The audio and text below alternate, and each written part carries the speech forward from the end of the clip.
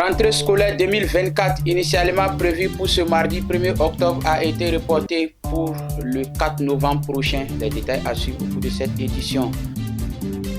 79e sommet ordinaire de l'Assemblée générale des Nations unies. Le Mali s'adresse aux autorités algériennes. Système des Nations unies au Mali. La capacité des journalistes renforcée sur le rôle et les activités des agences. C'était là les titres. Bonjour, bonsoir mesdames et messieurs, selon l'endroit où vous êtes, content pour moi de vous retrouver. Bienvenue à cette session d'information. Comme nous l'avons annoncé dans les sommets, rentrée scolaire 2024, initialement prévue pour ce 1er octobre, a été reportée pour le 4 novembre prochain. Malgré ce report, les parents s'activent pour un bon retour des classes. Comment se passe l'ambiance au grand marché de Sikasso? Nos reporters Fatmata Siaka Diarra et Amara Traoré ont fait le tour. Suivons ensemble. Des cahiers, des pics, des livres, etc. Tout ce qu'il faut pour un bon encadrement des élèves et bien sûr les encourager à démarrer la nouvelle année avec enthousiasme. Reporté pour l'état de catastrophe nationale au 4 novembre prochain, la rentrée scolaire au titre de l'année 2024-2025 s'annonce bien, mais de façon rude. Les marchés, les librairies, partout on y trouve des marchands de kits scolaires, même si la situation économique actuelle laisse les parents d'élèves ainsi que les vendeurs perplexes. Mais par rapport à Nina, Mina Pirijina donne surtout Kaye, and begin. Donc, on a qu'on tient à Pirijina, par rapport au salon de Salvation. Donc, avant qu'il a bien, Kafsani, Santo, comme c'est ça. Non, Kaye, ça, on est bigé, on est crayon, on est compas, non, on a sans follow. Son match à la voix, son rati. What il est Kagel, t'as son match. Nous savons bien. Voilà, devait 6e, devait 7e. On y a les centres là, centre de couture. Si les parents déplorent les dépenses, les élèves sont pressés de prendre le chemin de l'école avec des buts précis.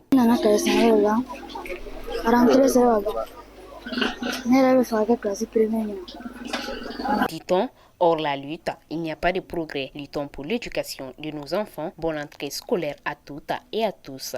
Toujours éducation, suivant à présent la déclaration du ministre de l'Éducation nationale, professeur Amadou Sissavané, suite au report. Tenant compte de l'état de catastrophe nationale, à l'honneur d'informer l'ensemble de la communauté éducative que la rentrée des classes 2024-2025 est reportée au lundi 4 novembre 2024. Fait à Bamako ce jour même.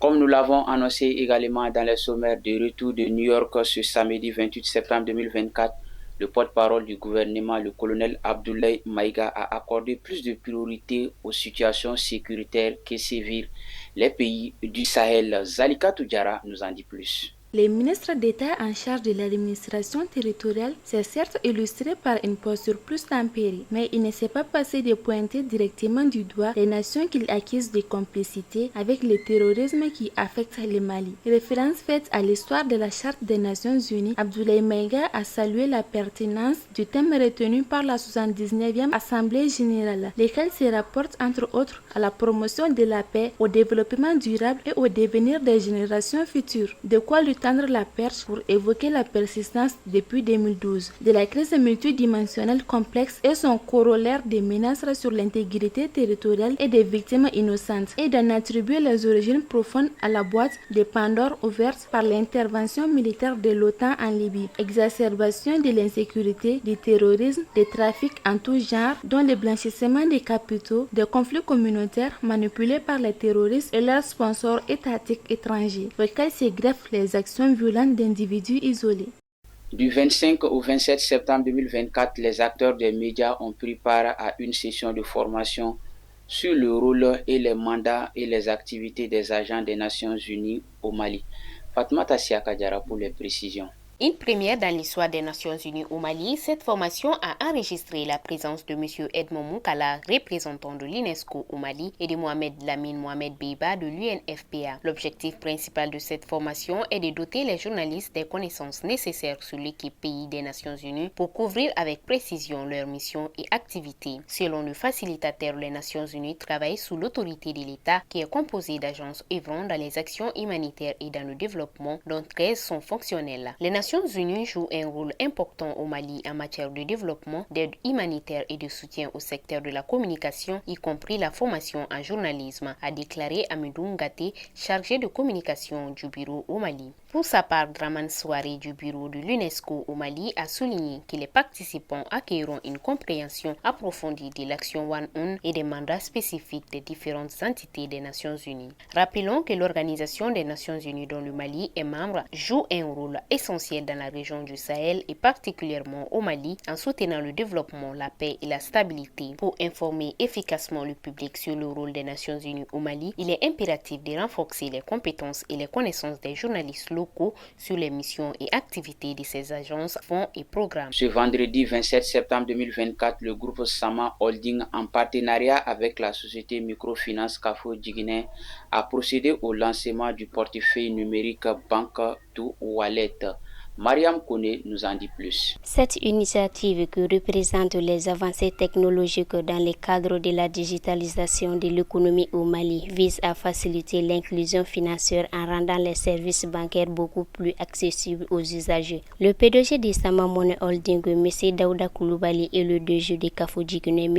Ibrahim Keita, ont conclu ce nouvel accord de partenariat stratégique pour répondre aux besoins croissants de leur clientèle. La cérémonie de signature a enregistré la présence d'autorités administratives et locales, de hauts responsables, d'hommes d'affaires et d'autres invités. Ce dispositif permettra aux utilisateurs de Sama Money et aux membres de Kafo Djigine d'effectuer des opérations de dépôt et de retrait d'argent partout au Mali dans les différents points de vente Sama Money et au guichet de Kafo Djigine. L'objectif est de rendre les services bancaires plus accessibles, plus fluides et plus sécurisés pour tous grâce au mobile money. Cette initiative représente une étape révolutionnaire franchie par Sama Money et Kafo Djigine dans le secteur de la microfinance, de la technologie et de promouvoir l'inclusion financière au Mali.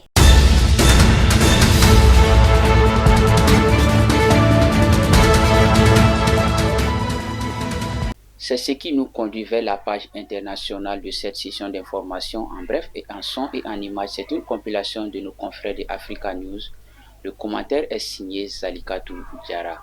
Le Conseil de sécurité de l'ONU a voté à l'unanimité pour prolonger le mandat de la mission multinationale dirigée par le Kenya visant à lutter contre la violence des gangs en Haïti.